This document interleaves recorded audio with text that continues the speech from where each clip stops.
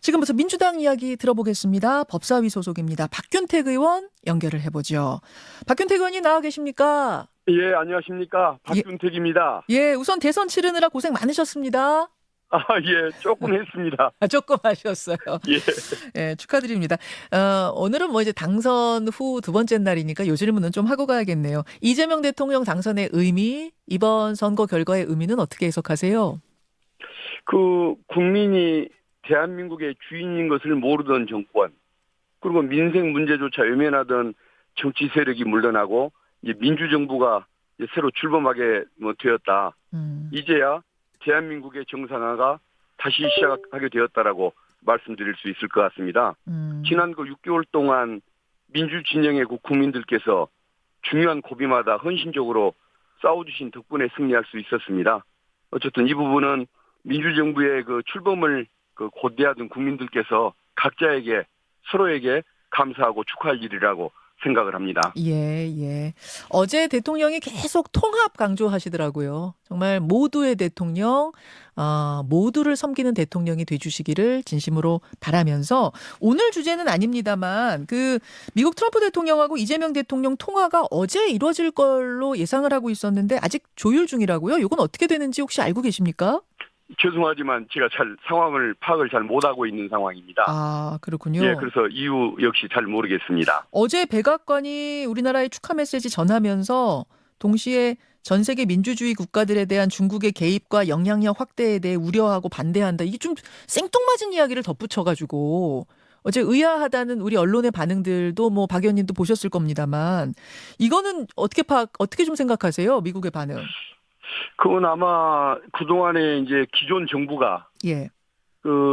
기존의 정부 여당이 우리 이제 민주당이라든가 또 이재명 후보에 대해서 워낙 무슨 반미 세력인 것처럼 친중만을 추구하는 세력인 것처럼 그렇게 공격을 하다 보니까 그런 인식들이 선입견이 있어서 그런 것이 아닌가 싶은데 예. 결국은 전혀 그렇지를 않은 특성들을 이해하는 순간 그런 오해도 다 풀리지 않을까 싶습니다. 예, 예. 그래야죠. 지금 시차 문제로 조율 중이다라는 것이 우리 대통령실의 공식 입장이거든요. 그래서 이 통화를 통해서 빨리 이런 부분들에 대해서 잘 정리가 됐으면 좋겠고, 새 대통령 임기 첫날이던 어제 법사위에서는 대법관 증언법이 상정됐고 오후에 통과가 됐습니다. 상당히 개혁 드라이브를 건다 이런 평가들 나오고 있는데 어떻습니까? 예, 여러 가지 개혁 주제가 있습니다만은 다른 주제 빼놓고 대법관 증언안 이것만 먼저 추진을 했습니다. 그런데 이 대법관 증언 문제는 그동안 20년 동안 중요한 사법개혁 과제로 논의가 왔던 주제입니다. 그리고 대법관들 외에는 반대하는 사람을 거의 찾기가 어렵고 또 일선의 법관들도 별로 거부감이 없는 주제입니다. 그래서 이것은 어떤 대통령의 취임과 전혀 상관없다. 그리고 통합과도 전혀 상관없다. 이렇게 말씀드릴 수 있는 주제라서 그래서 이제 일소위 논의가 당연하게 이제 추진됐던 것인데 앞으로 법사위 전체회의와 또 본회의 통과가 당연히 필요한 상황이라고 저는 해석을 하고 있습니다. 예, 오늘 국회 본회의에서 통과될 가능성도 있나요? 아니 그렇지는 않습니다. 그건 아직 아니고요. 전체회의도 열리지 않았기 때문에 예. 바로 추진되는 일은 없을 것입니다만은 당연히 통과는 필요한 법안이라고 저는 생각을 하고 있습니다. 100명 안이 선거 기간 동안 나왔다가 100명으로 증언하는 안이 나왔다가 이것은 사실은 좀 여론의 반대에 부딪혀서 접었잖아요, 이거는. 그럼 어제 통과된 안은 30명 안인 거죠? 예, 그렇습니다. 예. 이 30명 안으로 끝까지 가는 겁니까, 그럼? 예, 일단은 일소위에서 그렇게 저희들이 결론을 냈으니까 법사위 전체회의에서 더 늘릴지 조금 줄일지 이런 논의가 또 추가로 있긴 있을 겁니다. 그러나 아마 기본은 이렇게 가지 않을까 싶습니다. 사실 이제 대법관수 증언의 필요성은 전에도 쭉 제기가 됐습니다만 이번 경우에는 이제 대통령의 재판이 걸려 있는 상황에서 대법관을 늘리는 것이다 보니까 대통령이 그 대법관들을 임명할 경우 이해관계 충돌의 이슈가 있는 거 아니냐. 그래서 아마 대선 전에도 좀 논란이 됐던 것 같아요. 이 부분은 어떻게 보세요? 대통령이 헌법상 임명권을 가지고 있기 때문에 당연히 이재명 대통령이 할 수밖에 없는 상황입니다. 그래서 이거 가지고 비판할 일은 아닌 것 같고 더구나 이제 대법관들 임명을 할 때는 혼자 대통령이 임명하는 것이 아니고 대법원장의 제청을 받고 또 그 이후에는 국회의 청문회를 거치고 동의 절차를 거치게 돼 있습니다. 그래서 3단계의 절차를 거치기 때문에 대통령이 뭐 독선적인 인사를 하는 것이 불가능하다는 점, 이걸 말씀을 드리고 싶고, 또 하나는 이 사건은 공직선거법 위반 사건은 당연히 재판 절차가 중단이 될 것이기 때문에, 그리고 또 심지어는 행위 규정을 또 빼서 아예 선거법 처벌이 어려운 상황이 될 것이기 때문에 어떤 현직 대통령의 이해관계, 개인적인 이익과 충돌 문제는 전혀 없는 사안이라고 그렇게 말씀을 드릴 수가 있겠습니다. 아, 지금 말씀하신 그 부분이요. 그러니까 형사소송법 개정하는 거하고 공직선거법의 허위사실 공표죄 부분 개정하는 그거는 요거는 일단 좀 속도를 천천히 하는 것으로 요렇게 어제 결론이 났다라고 알고 있는데 그 부분은 어떻게 진행이 되고 있습니까? 예, 이 부분은 이제 본회의 통과만 남겨놓고 있는 상태인데, 예. 오늘 통과시킬 계획은 없고, 이제 앞으로 또 언제 통과시킬지에 대해서는 원내대표들과 국회의장께서 예. 협의를 해서 결정을 할 것입니다. 다만 유감스러운 것은 오늘 공직선거법이나 형사법 개정안을 처리할 계획이 없는데, 어제 국힘의 김용태 비대위원장입니까? 예. 거기서 있지도 않은 사실을 토대로 민주당이 이걸 강행 처리하려고 한다고 공식석상에서 비판을 하고, 또 대통령과 회동을 하고 나와서 언론에 그런 식으로 공개를 하는 모습을 보고, 예. 어떻게 젊은 정치인이 저렇게 무책임한 거짓말을 하나, 좀 정직성을 좀 가졌으면 좋겠다, 이런 생각을 했었습니다. 아하. 박 의원님, 근데 이게 오늘 통과는 아닌데 반드시 통과는 할 거다 이런 입장은 아니세요? 예, 맞습니다. 당연히 통과는 해야 합니다. 예. 당연히 통과는 해야 하는데 임기 첫날부터 이런 것을 통과시키려고 한다고 정치적 공격의 소재로 삼았던 이런 태도는 좀 문제가 있다고 봅니다. 아, 그러니까 임기 첫날인 어제 이제 오찬하고 나오면서부터 이 문제 제기를 하는 거는 좀 어떤 통합, 협치 뭐 이런 부분에서 좀 저해가 됐다 그런 말씀이실까요? 예, 그렇습니다. 근거 없는 걸로 공격을 했기 때문에 좀 잘못된 태도였다고 봅니다.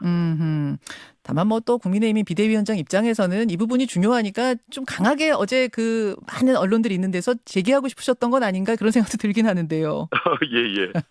어쨌든 근데 이제 이 법안 처리 시기 문제, 결국은 아까 좀 전에 이 시기의 문제 아니냐, 결국은 할 건 아니냐라고 이제 그 말씀을 하셨는데, 예. 실제 처리할 것은 맞습니다. 그리고 이제 시기의 문제인 것도 맞습니다. 그런데 그 어떤 허위사실 공표 부분에 대해서 행위를 규정하는 것은 그동안에 이제 수많은 비판이 있었기 때문에 그래서 이것을 빼려는 것이고, 또 그 대통령에 대해서는 이미 기소돼 있는 사건의 재판을 멈추는 것, 이것도 헌법학자들의 그 통설에 해당하는 당연한 사안인데, 이것에 대해서 자꾸 그 논란을 제기하는 사람들이 있기 때문에 그 논란을 해소하는 차원에서 입법을 하려는 것이지, 근거 없이 특정인을 위해서 입법을 하려는 것은 아니다. 이 점은 좀 말씀을 드리고 싶습니다. 언제쯤으로 그럼 예상하고 계세요? 그 통과 시점을? 아마 이제 다음 본회의가 열릴 때 그때부터는 통과될 가능성이 있는 것은 분명합니다. 아, 그럼 오늘 본회의는 아니지만 다음 본회의 통과 가능성이 높다 이런 말씀이시군요. 아니, 다음 본회의부터 이제 아마 그 국회의장과 또 원내대표께서 합의하는 바에 따라서 이루어질 것입니다. 예. 18일에 파기환송심 공판이 있는데 그 전에 처리합니까? 아마 그 전일지 이후일지 그건 알 수가 없습니다. 그런데 아마 18일 날 공판이 있다고는 하지만은 좀 전에 말씀드린 것처럼 재판을 멈춰야 한다는 것이 헌법학계의 지배적인 견해이기 때문에 그것에 따라서 법원이 아마 스스로 중단할 가능성이 많다고 보고 있고, 그럼에도 불구하고 다른 주장이 나온다고 한다면 입법으로 해결해야 할 사항인 것이고, 그 시기는 18일 전일 수도 있고 18일 이후일 수도 있고 그렇기 때문에 제가 단정적으로 말씀드리기는 좀 어려운 것 같습니다. 이거 법원이 스스로 이거 한번 연기를 한 거잖아요, 지금. 근데 또 연기를 한다든지 이런 방법을 말씀하시는 걸까요? 법원이 스스로 결정한다는 그렇습니다. 그 지난번에 5월에 연기를 했던 것은 어떤 이제 후보자 신분이기 때문에 선거에 영향을 미치지 않는다는 것이었고, 지금은 대통령 신분이기 때문에 헌법학계의 학설, 통설에 따라서 당연히 멈춰야 한다. 이게 이제 제 생각입니다. 그렇게 보시는군요. 이게 이제 학자들 사이에서도 법학자들 사이에서도 좀 다른 의견들이 나오던 사안이어서 대통령이 된 후엔 어떤 논란이 벌어질 것이냐 선거 기간에 참 이야기가 많았던 거거든요. 민주당 입장에서는 그렇기 때문에 빨리 처리하는 게 낫다라는 분도 계시고 아니다. 초반에 이 좋은 분위기를 해칠 수 있으니 좀 나중으로 더 미루자라는 분도 계시고 이런 것 같던데 박 의원님은 초반에 이 부분을 해결하는 게 맞다. 이쪽이십니까? 저는 그런 생각을 가지고 있는데 어쨌든 법원이 좀 절제하는 믿음만 발휘할 수가 있다고 한다면 그때는 뭐 좀 천천히 하는 것이 더 바람직할 수는 있는데 그래도 이것을 어떤 특정 판사의 그 성향에 따라서 처리 문제를 맡기는 것보다는 법으로 이것을 분명하게 정해주는 것이 더 논란의 여지도 없고 좋은 거 아닐까 그 생각이 듭니다. 박 의원님은 그 부분은 좀 분명하시네요. 그렇다면 18일 전에 이왕이면 입법으로 좀 확실하게 했으면 좋겠다는 개인적인 의견도 있으신 것 같아요. 예, 제 개인 의견은 그렇습니다. 알겠습니다. 그 문제에서 좀 앞으로 다시 돌려가지고 그 대법원수 증언하는 문제, 요거는 절차적인 면이 좀 궁금합니다. 사실 정부조직법 같은 경우에는 입법부가 정부와 논의 안 하고 혼자 결정하지 못하도록 돼 있잖아요. 이 대법관 수 확대하는 문제 역시 사법부와 논의를 좀 해야 되는 문제가 아닌가, 사법부 독립과 관련된 문제는 아닌가 싶어서 입법부가 혼자 정할 수 있는 건가요? 어떻습니까? 절차적으로. 이게 만약에 최근에 법안을 발의를 했기 때문에 예. 지금 바로 논의 절차도 없이 처리를 하는 것이 바람직하지 않다는 비판이 있을 수가 있을 겁니다. 이제 그 취지의 이제 질문을 하시는 것 같은데 참고로 이 문제는 2005년도부터 논의가 되었던 문제입니다. 예. 제가 이제 평검사 시절에 사법제도 개혁 추진위원회 파견을 나가 있었는데 아하. 그 당시에 대법관 증원 문제가 20명, 30명으로 늘리는 문제가 논의가 되어 왔고 예. 그 뒤로도 뭐 변협에 의해서 자주 주장이 되어 왔고 그리고 국회에서도 사법개혁특위에서 이걸 논의한 적이 한 2번 있었을 겁니다. 그래서 이 문제에 대해서는 사실은 수기 과정이 20년에 걸쳐서 있었던 문제다. 양쪽의 주장에 뭐 여러 가지 뭐 차이는 있지만은 결국은 입법적인 선택만 남은 문제라는 거. 예. 그래서 갑자기 추진하는 문제가 아니라는 걸 좀 말씀을 그걸 드리고 싶고 또 하나는 이게 여러 가지 뭐 논거를 많이 대법원에서는 반대는 논거를 제기합니다만은 뭐 이런 문제를 제기했을 때 즉 이번에 그 이재명 대표 사건에 대해서마저도 그 어떤 기록조차 있지 않고 재판을 했다는 것이 드러났지 않느냐. 대법관이 한 명이 1년에 3,000건을 처리를 하고 있는데 그러면 하루에 10건씩 아닙니까? 네네. 그 기록들을 읽지도 않고 처리를 한다는 것이 정상인 거냐. 이걸 그러면 기록도 안 읽고 처리하는 문제에 대해서 어떻게 해결할 거냐라고 물으면은 거기에 대해서는 답을 못하는 게 현실입니다. 근데 법관이 기록도 안 읽고 사건을 처리하는 것에 대해서 어느 국민이 수긍을 하겠습니까? 결국은 저는 사실은 증언이 맞다고 볼 수밖에 없는 것 같습니다. 박 의원님은 한 몇 명까지 그러면 증언해야 된다고 보세요? 사실은 이게 제대로 기록을 읽고 완전히 처리를 하려고 한다면, 예. 뭐 독일이나 뭐 이런 국가들처럼 100명을 넘기는 방안이 이제 맞다고는 생각하지만, 기존의 관행이라든가 예산의 문제, 또 급격한 또 변화에서 오는 혼선의 문제, 이것을 생각을 해야 하기 때문에, 지금의 이제 2배 수준인 30명 정도가 적절하다고 저는 그렇게 개인적으로 뭐 생각을 하고 있습니다. 예. 그럼 이게 사법부에서, 그러니까 대법원에서 마지막으로 오케이를 정확히 해주지 않아도 요 정도 수기 과정 거치면은 그냥 입법할 수 있는 건가요? 저는 법적인 절차가 좀 궁금해서요. 규정이. 예. 입법은 국회가 하는 것입니다. 예. 사법부의 동의가 반드시 필요한 건 아니군요. 예, 그렇죠. 이제 사법의 독립이라는 것은 있는 법률을 해석하고 선언하는 그 재판, 예. 여기에 남이 관여하지 말라는 것이지. 어떤 법 제도를 설계할 때 입법을 하는 것은 국회의 어떤 그 권한이기 때문에 이것은 오히려 입법부가 당연히 해야 할 일을 하는 것이다.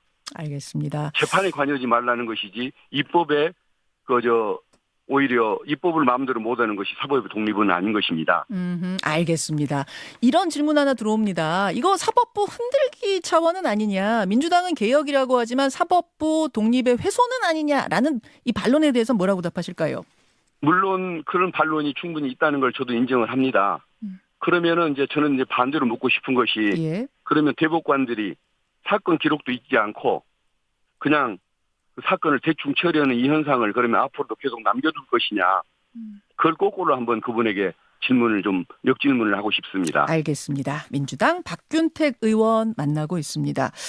그나저나 어제 발표된 이재명 정부의 내각 인선에도 눈길이 가는데요. 국무총리 후보자의 김민석 의원, 또 국정원장 후보자에는 이종석 전 통일부 장관, 비서실장에는 73년생 강훈식 의원, 국가안보실장의 위성락 의원, 경호처장에는 황인권 전 육군대장, 대변인은 강유정 의원, 이렇게 라인업이 짜졌습니다. 평가해 주신다면요?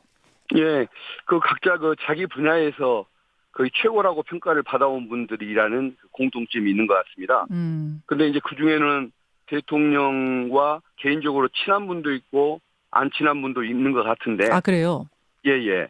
그래서 어떤 인선 기준이 결국은 새 정부의 국정 철학에 대한 이해도가 있는 인물 중에서 능력이 검증된 사람을 발탁했다고 저는 봅니다. 그래서 앞으로도 어떤 진영이나 네. 이념 문제보다도 국익에 도움이 되고 국민의 눈높이에 맞는 인사들을 계속 등용해 나가지 않을까 그런 개인적인 기대를 갖습니다. 인사 문제이기 때문에 얼마만큼 알고 계시는지 모르겠습니다만 깜짝 인사, 깜짝 등용 혹시 이런 것도 있다고 해요? 그 부분은 제가 잘 모르겠습니다. 인선 문제에 대해서는 네. 발표 내용을 볼 뿐 전혀 개인적으로 관심을 갖고 지켜보지는 않고 있습니다. 알겠습니다. 인사는 대통령 고유의 권한이니까요. 초대 법무부 장관, 검찰총장은 누가 될 것인가를 놓고도 하마평이 무성한데 박균택 의원님 양쪽 모두에서 이름이 거론되시더라고요. 아닌가요? 아닙니다. 검찰총장은 국회의원이 겸임할 수가 없게 돼 있기 때문에 전혀 불가능하고 법무부 장관은 국회의원이 겸직할 수 있는 것이지만은 민주진영에 저보다 훨씬 훌륭하고 또 경륜이 앞서는 분들이 많기 때문에 그분들께서 가야 한다고 그렇게 생각을 합니다. 저는 1년 만에 야당 의원에서 여당 의원으로 바뀐 것만으로도 감사하게 생각하고 있습니다. 알겠습니다. 여기까지 오늘 말씀 듣도록 하죠. 민주당 박균택 의원 고맙습니다. 예, 감사합니다.